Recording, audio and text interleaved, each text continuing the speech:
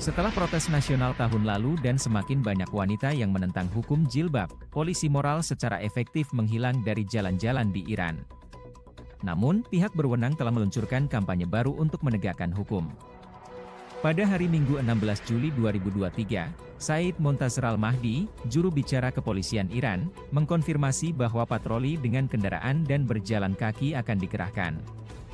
Dia, dikutip oleh kantor berita resmi IRNA. Seperti dilansir dari DW, menyatakan bahwa polisi pada awalnya akan mengeluarkan peringatan kepada wanita yang tidak patuh dan merujuk mereka yang tetap melanggar hukum ke peradilan. Pada bulan September tahun lalu, seorang wanita Kurdi berusia 22 tahun bernama Mahsa Jina Amin meninggal dunia di rumah sakit, 3 hari setelah ditangkap oleh polisi moral karena mengenakan jilbab yang tidak sesuai. Kematiannya, yang diduga disebabkan oleh penganiayaan, memicu protes nasional yang mengguncang negara tersebut selama berbulan-bulan. Tanggapan keras pihak berwenang mengakibatkan kematian ratusan orang. Banyak wanita menolak untuk menyerah dan semakin banyak yang berani tampil di depan umum tanpa menutupi kepala mereka. Pada bulan Desember, para pejabat menyatakan bahwa polisi moral telah dibubarkan. Namun, baru-baru ini ada laporan tentang kembalinya polisi moralitas oleh beberapa jurnalis dan pengguna media sosial di ibu kota Iran, Teheran, dan juga kota-kota lain. Pada hari Minggu, sebuah video mulai beredar di media sosial yang menangkap momen ketika puluhan orang yang lewat turun tangan untuk mencegah petugas polisi moral menangkap 3 wanita di kota utara Rashid.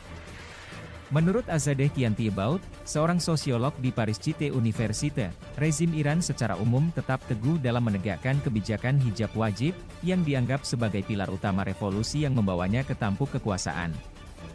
Ketika menghadapi ketidakpuasan publik, rezim ini mencoba mengubah citra dan menemukan kembali metode penegakannya.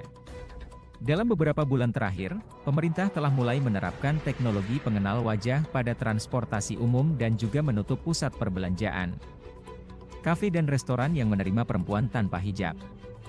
Pihak berwenang juga telah menekan para sopir taksi untuk tidak menerima perempuan yang tidak berhijab. Namun, Kiantiyebaut mengatakan bahwa langkah-langkah tersebut tidak menghalangi para wanita untuk menolak mematuhi hukum. Kewajiban berhijab adalah proyek yang gagal, katanya.